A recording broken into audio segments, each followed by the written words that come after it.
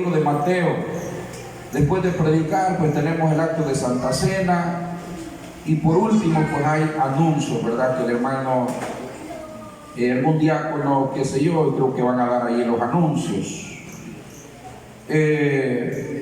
Capítulo 27 del libro de Mateo. Algunos dicen San Mateo, ¿verdad? Pero San Mateo como que suena mucho a católico, ¿verdad? Entonces, por eso es que mi Biblia ya no tiene el libro de San, sino que solo dice Mateo.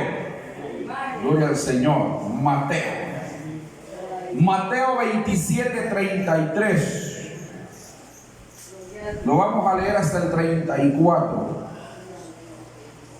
Mateo capítulo 27, versículo 33 al 34. Y dice la palabra del Señor, si usted ya tiene ese versículo, si ya lo encontró, para la gloria del Señor, dice así la palabra del Señor. Mateo 27, 33 al 34.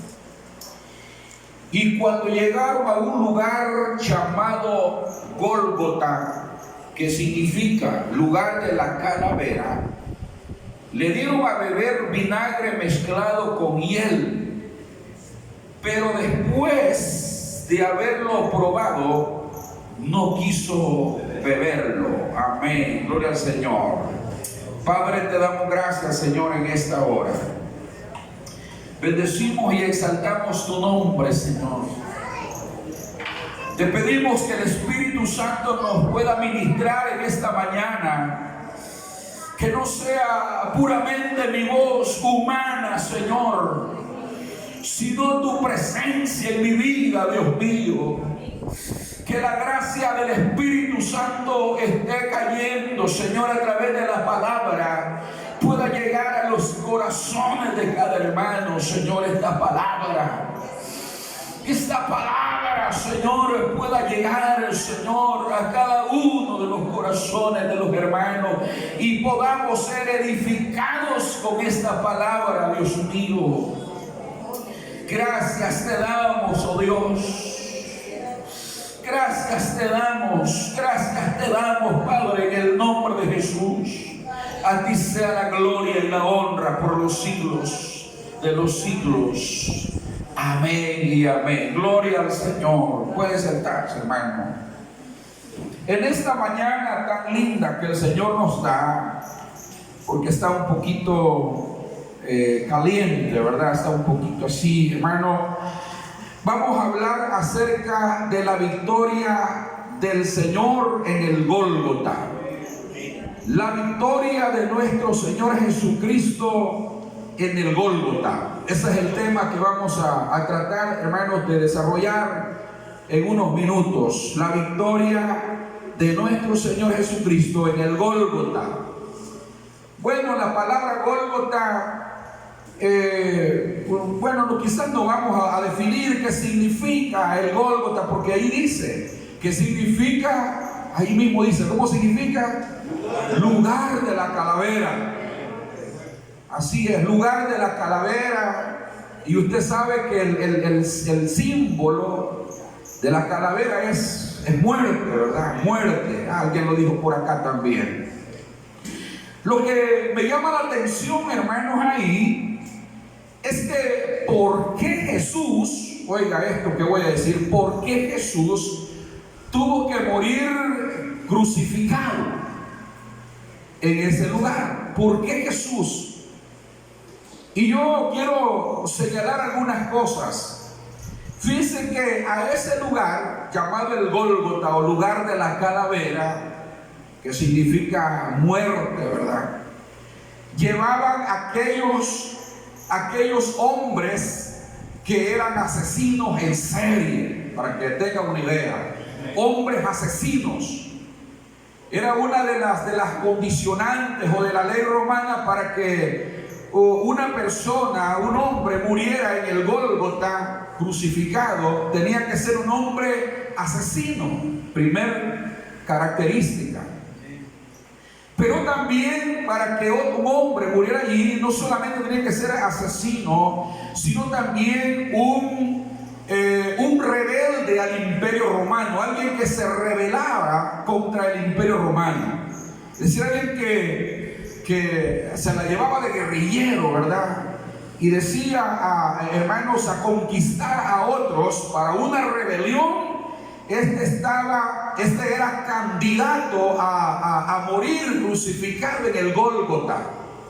También los que morían allí eran los violadores que no se sometían, hermanos, a las leyes matrimoniales, o que no seguían los pasos, hermanos, de ley. Y estos eran considerados como violadores, asesinos, violadores, rebeldes al imperio. Estos eran considerados, hermanos, ya personas que estaban candidatos para morir crucificados ahí. Y hay otras cosas más que quizás no voy a señalar. Y la pregunta es, ¿por qué Jesús tuvo que morir ahí? ¿Será que Jesús era así, un violador? ¿Será que Jesús era un rebelde al imperio romano? ¿Y por qué Jesús tuvo que morir ahí, pues? ¿O por qué Jesús no murió de otra forma, no murió de otra manera? A alguien quizás no le interese eso. Mire, hermano, yo no me interesa cómo Jesús murió, por qué murió allí. Lo que me interesa es que Jesús murió por mi vida, murió por nosotros. Alaba al Señor, hermano. Sí, está bien. Pero lo cierto es que Jesús, aunque usted no lo crea, fue considerado, hermanos, un hombre que levantaba rebelión contra el imperio romano. Pues así fue considerado Jesús, porque él era llamado el rey de los judíos. O no era denominado así.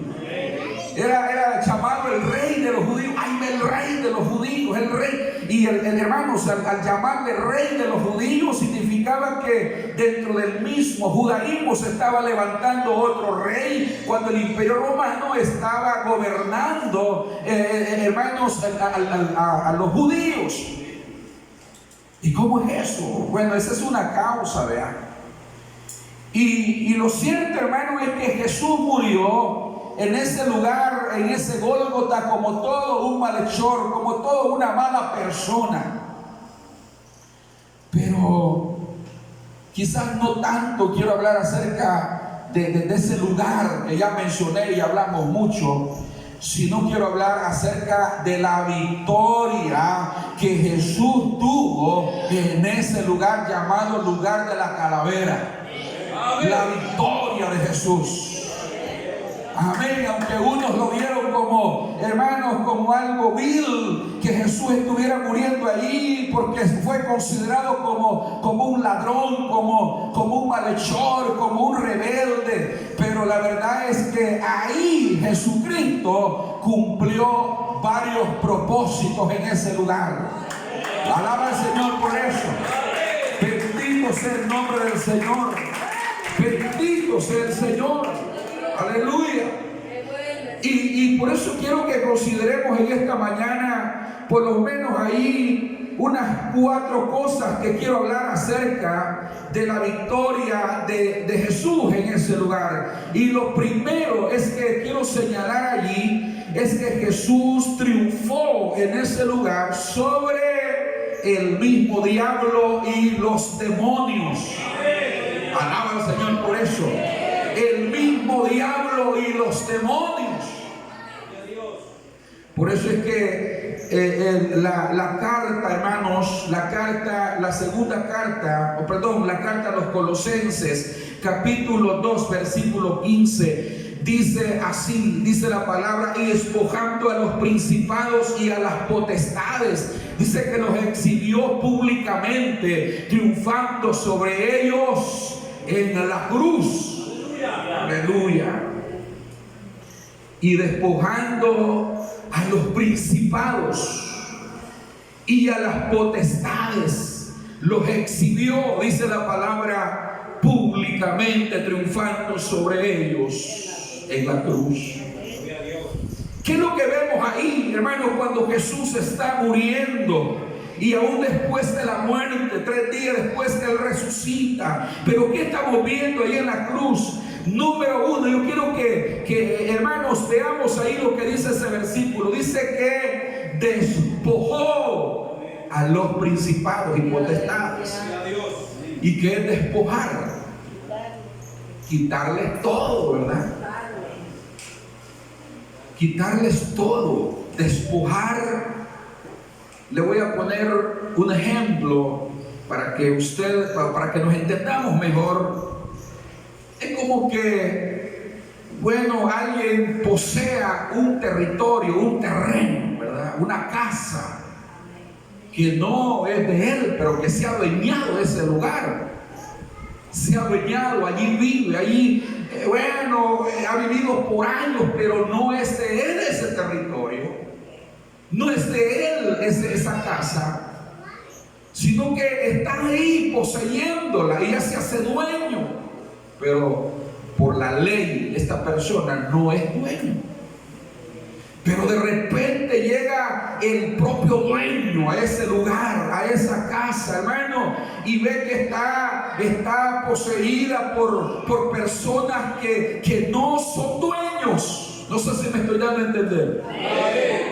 Y llega, hermano, con su escritura, con documentos, probando que ese territorio, ese terreno le pertenece a él, que él es el dueño.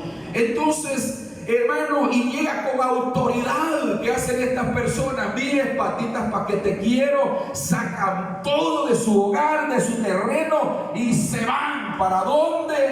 Bueno, ¿y qué le interesa al dueño, verdad, del hogar, de ese terreno? Bueno, lo importante es que él va a despojar, va a sacar a esa familia, a esas personas de ahí. El Señor hizo eso con los demonios y el mismo diablo. ¿Está de acuerdo conmigo? El Señor hizo eso con los demonios, con el mismo diablo. ¿Por qué razón? Porque antes, yo quiero hablar mucho de esto, antes de que nuestro Señor Jesucristo viniera a morir a la cruz del Calvario, la Biblia nos registra que el diablo tenía bajo su poder al hombre.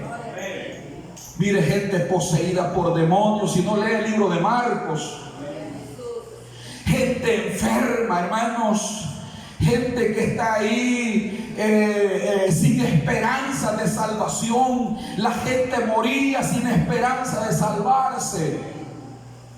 Entonces el imperio, globalmente, generalmente hablando, lo tenía el diablo y sus demonios. Gloria al Señor. Mire qué tremendo, cómo estaba, hermano, Satanás poseyendo, ¿verdad?, lo que no le pertenecía. Porque el hombre le entregó todo al diablo en el huerto del Edén. El diablo se hizo dueño de lo que no le pertenecía, porque el hombre se lo entregó en el huerto del Edén. Pero dice la palabra que vino un segundo Adán. ¿Quién es ese segundo Adán? Nuestro Señor Jesucristo. Y dice la palabra que viene nuestro Señor Jesucristo, y cuando está en el Gólgota, cuando está en la cruz, cuando está en ese lugar, dice que despojó a los principados y a las potestades. Alaba al Señor por eso, hermano. Despojó, y no solamente los despojó, sino que hay otra palabra que me llama la atención en este versículo, y dice, y los exhibió. Y los exhibió públicamente. Cuando es como cuando una persona, un boxeador, ¿verdad?, se da con todo con otro boxeador y lo vence, lo derrota, y lo levanta de la camisa y le dice: miren, lo he derrotado, me lo he derrotado, ¡plum!, lo tira por allá, ¿verdad? ¿Cuántos son boxeadores aquí? Miren, no quieren levantar la mano los esposos, miren. Los esposos, ¿verdad? ¡Aleluya! Y lo exhibe, ¿verdad? Y dice: bueno, miren Lo he derrotado, aquí está, los he derrotado, hermano, y los exhibe, hermano. Y dice la palabra que los exhibió públicamente, triunfando sobre ellos en la cruz.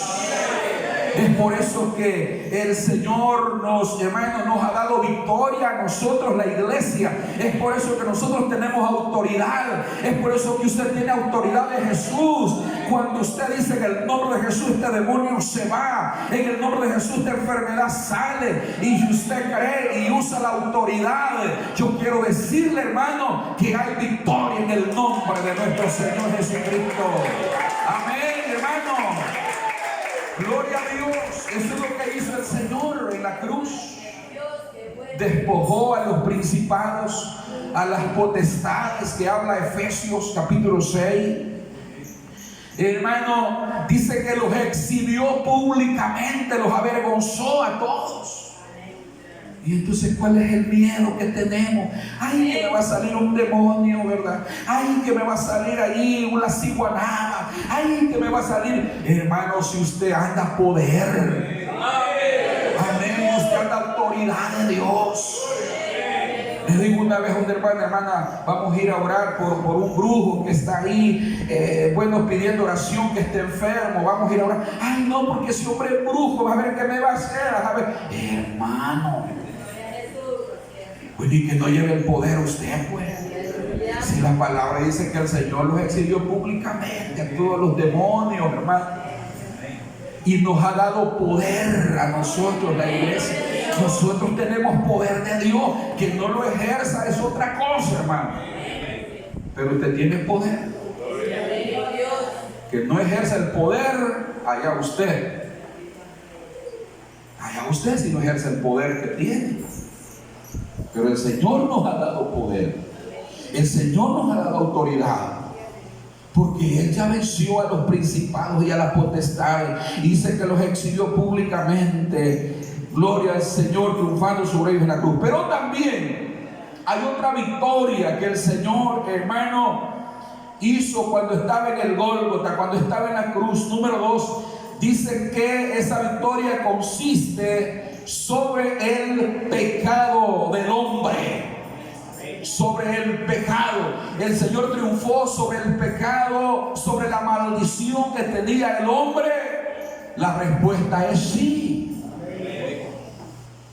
Porque antes todos estábamos bajo maldición, todos estábamos bajo pecado. Y quiero llevarlos a la carta de los Romanos. Carta de Romanos, aleluya. Carta a los Romanos. Quiero que lea conmigo, por favor, el capítulo 5 y el versículo 18 al 19. Dice el versículo 18. Así que como por la transgresión de uno vino la condenación a todos los hombres. ¿Quién era ese?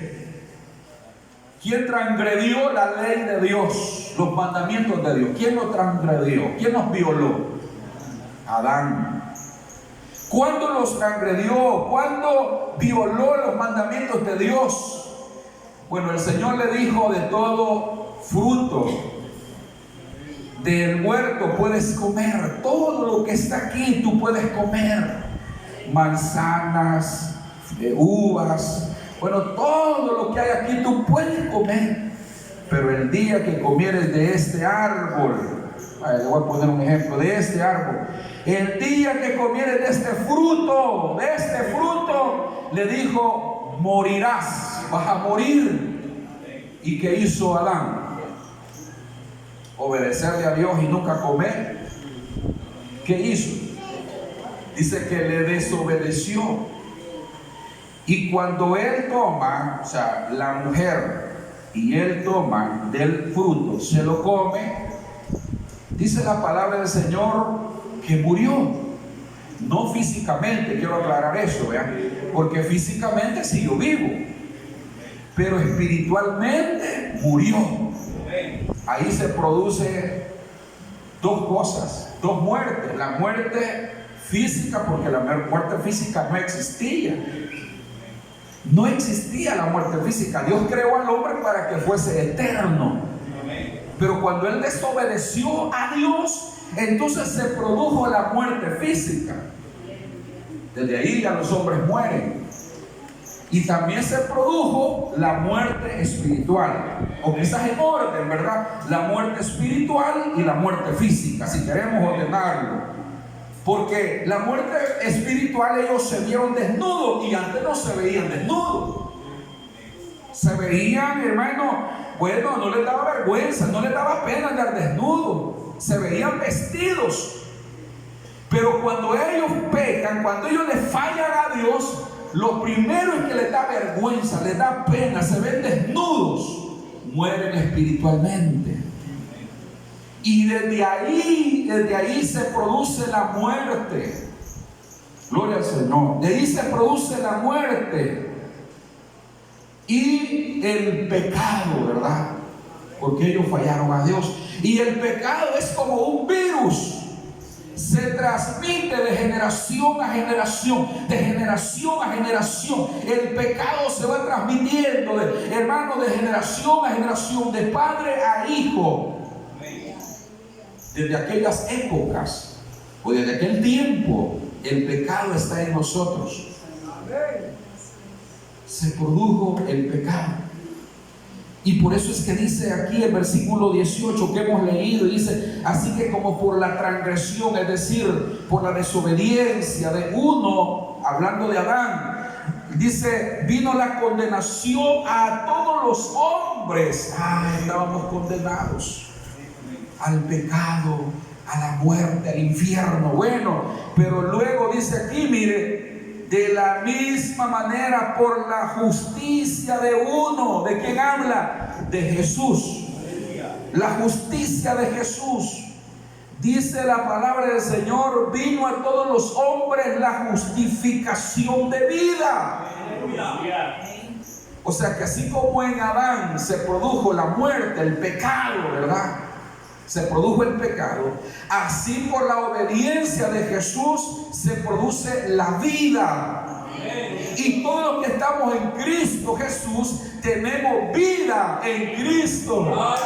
Alaba al Señor, hermano. Y luego dice el versículo 19: porque así como por la desobediencia de un hombre los muchos fueron constituidos pecadores, así también por la obediencia de uno los muchos serán constituidos justos. Entonces podemos decir, hermanos, que Jesucristo triunfó sobre el pecado cuando estaba en el Gólgota. Por eso es que Él dijo estas palabras: consumado es. He terminado la carrera que tú me diste, Señor, que hiciera en la tierra, por amor a todos nosotros, hermanos. Qué bueno, ¿verdad? Por eso es que tenemos que gozarnos, por eso es que tenemos que deleitarnos en la presencia de Dios. Por eso es que tenemos, hermanos, que glorificar al Señor y preocuparnos mientras vivimos por servirle al Señor, porque Él ha tenido misericordia por nuestros pecados. Y sabía usted que para esa enfermedad no hay cura. Hay cura para el SIDA. Porque ya hay cura, ¿verdad? No hay cura todavía. Bueno, pero hay antibióticos que si usted no se inyecta, ¿verdad? O sea, si la gente que tiene esa enfermedad no se inyecta, lo más que dura después del descubrimiento son 2-3 años y se muere. Porque le salen llagas por todo el cuerpo, pus, y se muere. Pero como existen los antibióticos, una persona puede ser descubierta con esa enfermedad, y con los antibióticos y el tratamiento puede durar 15, 20 años más, imagínense. Entonces hay, ¿verdad?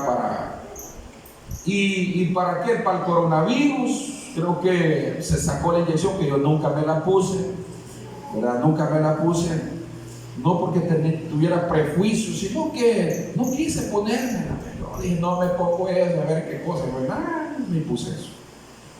Entonces el coronavirus ya dejó hasta ya desapareció, dicen por ahí, pero han quedado otras cepas. Bueno, para todo hay medicamentos. Pero para el pecado, ¿qué inyección se va a poner?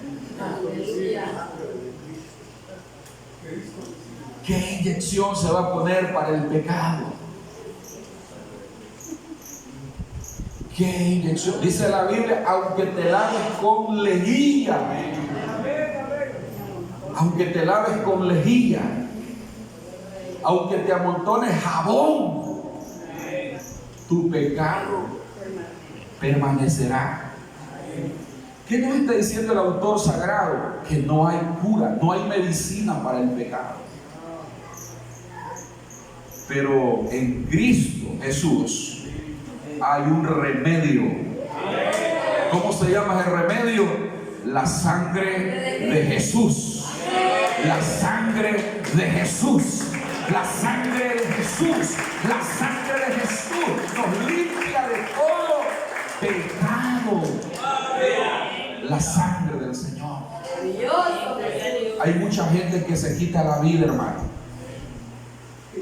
Hay mucha gente que su cara es una cara de amargura, porque anda tan cargado de pecado, de maldad, que pierde ya la sensibilidad humana.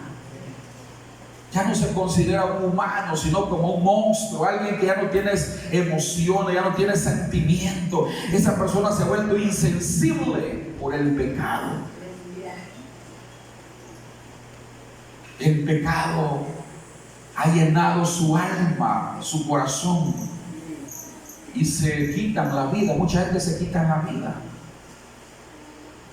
Pero para todo pecado, la palabra del Señor dice que la sangre de Jesús nos limpia de todo pecado. Alaba al Señor, hermano. La sangre de Jesús nos limpia de todo pecado. No importa qué tamaño tenga ese pecado. La sangre de Jesús nos limpia. Y esa victoria la tuvo el Señor en la cruz, cuando Él está muriendo. En la cruz Él está derramando su sangre. La tercera victoria, para ir avanzando un poco más, la tercera victoria tiene que ver con la muerte. El Señor Jesucristo triunfó sobre la muerte. Gloria al Señor. Y eso dice Apocalipsis 1:18. Dice la palabra del Señor, Apocalipsis 1:18, dice: y el que vivo y estuve muerto, mas he aquí que vivo por los siglos de los siglos. Amén. Y tengo las llaves de la muerte. Tengo las llaves de la muerte. Gloria al Señor. Le voy a explicar algo bien importante. Muchos predicadores dicen que han habido resurrecciones en el Antiguo Testamento, en el Nuevo Testamento, y es correcto. Pero algunos también dicen que a eso no se le llama resurrección. ¿Y cómo se le llama? Tome en cuenta lo que le voy a decir. Se llama restauración de, ¿cómo se llama? Restauración de la muerte a la vida para volver a morir. Porque los que resucitaron en el Antiguo Testamento, si se les puede llamar resurrección, volvieron a la vida, pero volvieron a morir. Los que resucitaron en el Nuevo Testamento resucitaron, como el caso de Lázaro, ¿verdad? Que tenía 4 días de haber muerto. Tema que lo tocamos el domingo, bueno, el domingo antepasado, cuando tuvimos Santa Cena, ¿se acuerdan? ¿Y qué sucedió? Lázaro volvió a morir. Entonces a eso se le llama restauración de la muerte a la vida para volver a morir. Resurrecciones no han habido, humanamente hablando, sino que lo que ha habido es restauración de la muerte para la vida, para volver a morir. El único que ha resucitado, ¿cómo se llama? Jesús, el único único. ¿Por qué? ¿Por qué decimos que es el único? Sencillamente porque Jesús resucitó para no morir jamás. A eso se le llama resurrección. Pero los otros, ¿cómo se le llama? Restauración. Y hay restauraciones hasta el día de hoy. Por supuesto que hay restauración. Lo que pasa es que nos hace falta la fe. Pero restauraciones hay. Si el Señor es el mismo, el Señor no cambia. Si el Señor nada le cuesta, mira, ahí puede estar una persona ahí muerta, ¿verdad? En la caja. Pero de acuerdo a los propósitos de Dios, viene un creyente de esos ungidos, de esos de fe, que tiene el don de sanidad y pone manos, ¿verdad? Y esa persona se levanta, mi hermano. Y a lo mejor usted no quiere aquí en esta iglesia, en este templo, sale corriendo, patitas para que te quiero. A lo mejor, porque nunca ha visto eso, ¿verdad? Nunca. Pero el Señor sigue siendo el mismo. Pero esa persona que resucita, lo más que va a durar quizás unos 3, 5 años, de acuerdo a la edad que tenga. 10 años iba a volver a morir. Y a saber si va a volver a resucitar nuevamente, o alguien va a orar por él y resucitar. Pero va a morir, nadie es eterno. Pero el Señor Jesucristo dice la palabra que murió, pero que al tercer día de entre los muertos, Él resucita para no morir jamás. Ahora, otra cosa que le voy a explicar es que si el Señor tuvo autoridad, tuvo victoria sobre la misma muerte, esa victoria fue trasladada a nosotros. Amén, porque somos los hijos de Jesús. Miren, un día vamos a tener que morir, pero vamos a resucitar, hermano. ¿Y cómo vamos a resucitar? Dice la Biblia, en un nuevo cuerpo. ¿Para qué? Para no morir jamás. El Señor tuvo victoria sobre la misma muerte. Por supuesto que sí, mi hermano. Y si el Señor tuvo victoria sobre la misma muerte, nos ha trasladado la victoria a nosotros, porque somos los hijos de Él. Amén, amén, amén. Alaba al Señor.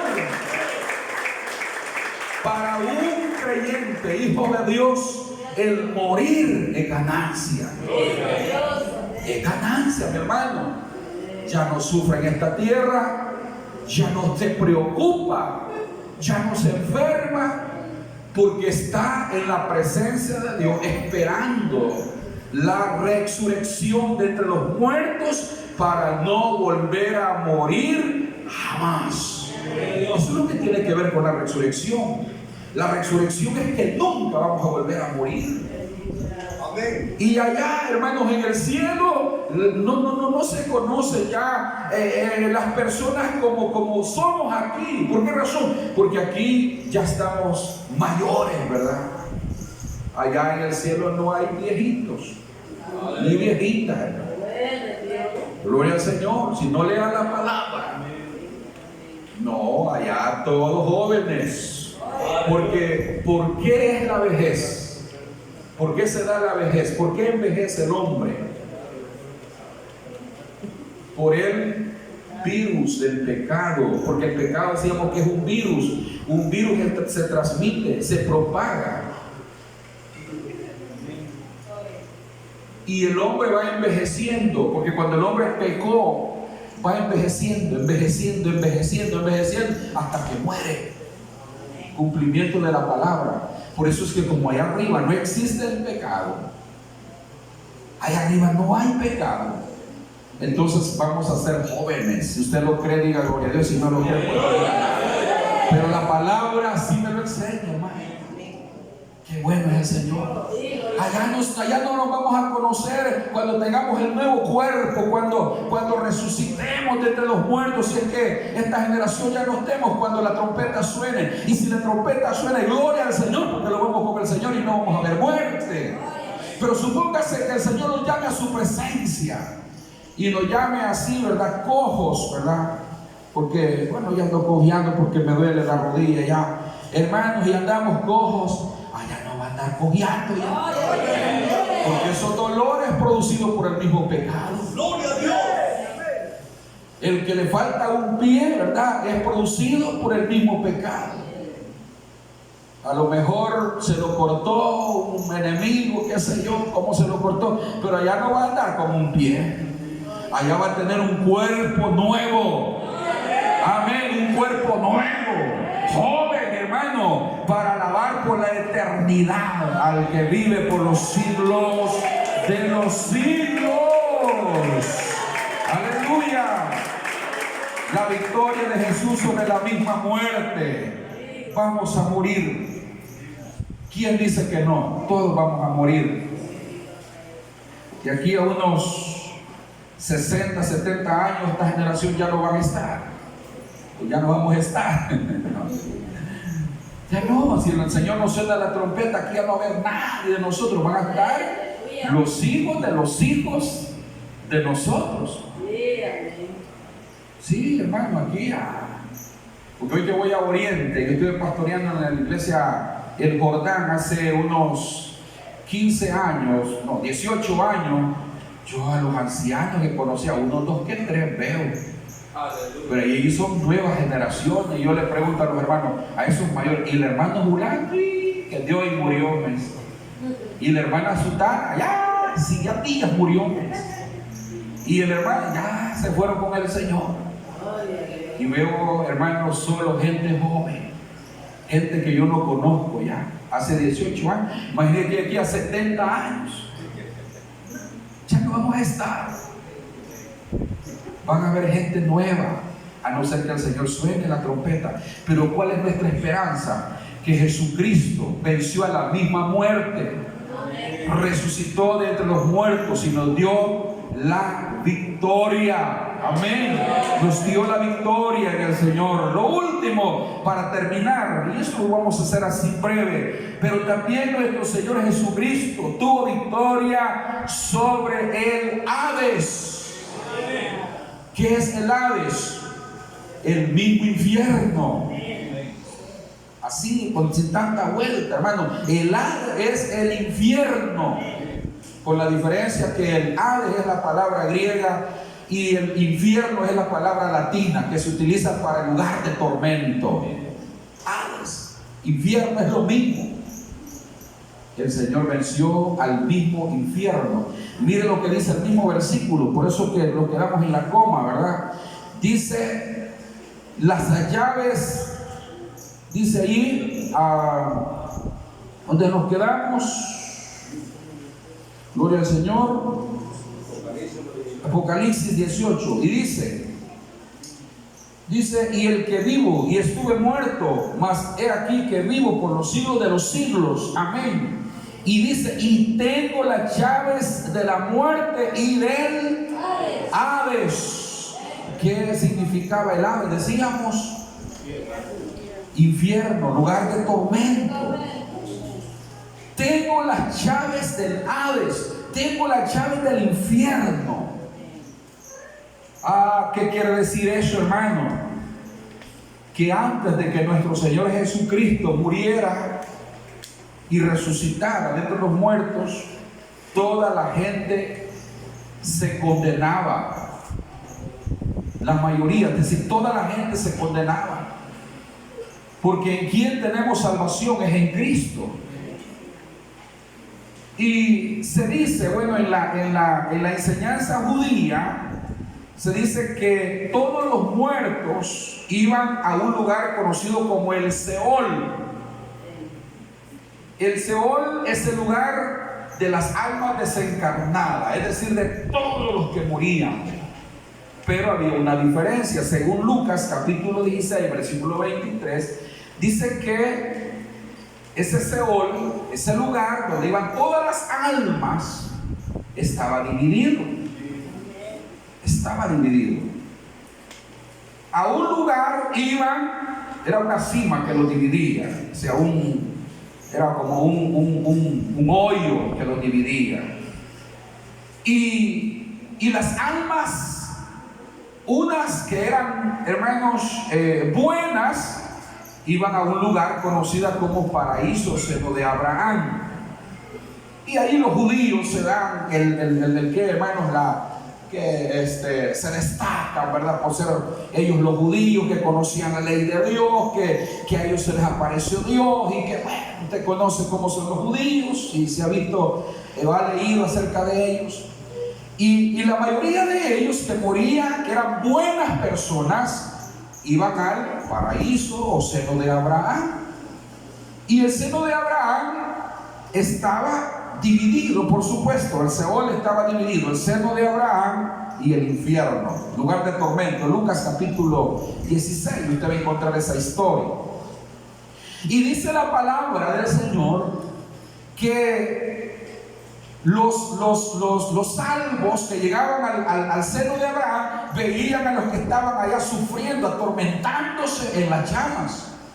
Eso dice Lucas. El rico está condenándose allá, Lázaro está acá con Abraham, y está viendo cómo aquel rico está siendo atormentado en aquellas llamas. Entonces, pero este era en el caso de los judíos. Podían llegar al seno de Abraham, pero ¿qué de los gentiles? ¿Qué de los que no eran judíos? Por supuesto se hacían el bien, vean, se hacían lo bueno, ellos eran salvos en el seno de Abraham. Pero ¿qué de los que no eran judíos? O nosotros que no somos judíos. La Biblia dice que estábamos condenados al infierno, a las llamas del infierno, al tormento eterno. Y que hay muchas filosofías que han salido hoy en día acerca del infierno, que si usted no anda lista o listo, puede ser que se vuelva incrédulo o ateo al infierno. Tenga mucho cuidado con eso. Aleluya. Hay muchas filosofías que han salido desmintiendo el infierno, pero según la Biblia, el Señor Jesucristo habló un 85% del infierno que de la salvación. Imagínese usted, porque el Señor está interesado en que el hombre se salve. Pero cuando dice tengo las llaves del infierno, se refiere a que cuando nosotros venimos a Cristo ya no somos condenados, sino vea Romanos capítulo 8 versículo 1, que dice: ahora pues ninguna condenación hay para los que están en Cristo Jesús. No hay condenación para los que están en Cristo. Amén. Ahora la pregunta es: ¿estamos en Cristo nosotros? Le pregunto, ¿estamos en Cristo nosotros? Entonces, si nosotros estamos en Cristo, entonces siéntase seguro, segura, que no hay condenación para usted. Si usted está en el Señor Jesús y está fundamentado en Cristo, un día vamos a tener que morir, pero nosotros estamos seguros que no vamos a ir, hermanos, al tormento eterno, sino vamos a ir a un lugar de gozo y de felicidad, llamado paraíso, seno de Abraham, que hoy está en el cielo, en el tercer cielo. No me pregunten qué lugar, hermano, mire cómo está y a dónde. No me pregunte eso. Primero, la Biblia no lo dice. Lo que sí dice es que está en el tercer cielo, porque hay 3 cielos, ¿verdad? Vale, te lo dejo de deber, que investigue cuáles son los 3, porque es necesario que usted sepa que cuando usted muera, yo muero, no voy a ir al infierno, porque aquí dice que el Señor tiene las llaves del Hades, las llaves del infierno. O sea, tiene autoridad, tiene potestad para que sus hijos ya no vayan al infierno, porque han sido lavados con la sangre del Cordero. Y hoy, hermano, la persona que muere va al cielo, pero que muere como en Cristo. Hace poquito murió mi papá. Y condolencia, dice alguien por ahí. Hace poquito murió mi papá. Tiene como unos 15, 20 días, si no me equivoco, de haber muerto. Mi papá fue un hombre que yo lo veía orando, lo veía buscando de Dios ya en los últimos días, que él ya no pudo lidiar con su enfermedad. Murió mi papá. Pero también murió un vecino en esos mismos días, en estos mismos días. Y dicen en las redes sociales que Dios en gloria lo tenga. Este señor que murió, que dice que Dios en gloria lo tenga, era un gran fumador de puro. Levanten la mano los ex fumadores de puro aquí. A ese señor le gustaba magallar. ¿Sabe qué es magallar? Masticar el tabaco. Y no si se lo come, porque no se lo comen, hermano. Porque si se lo comen, quién sabe cómo le va. Era un gran masticador de tabaco. Católico, hay que decir, chanó. Para estos tiempos de Semana Santa, él andaba ahí con su hijo. Y que Dios en gloria lo tenga.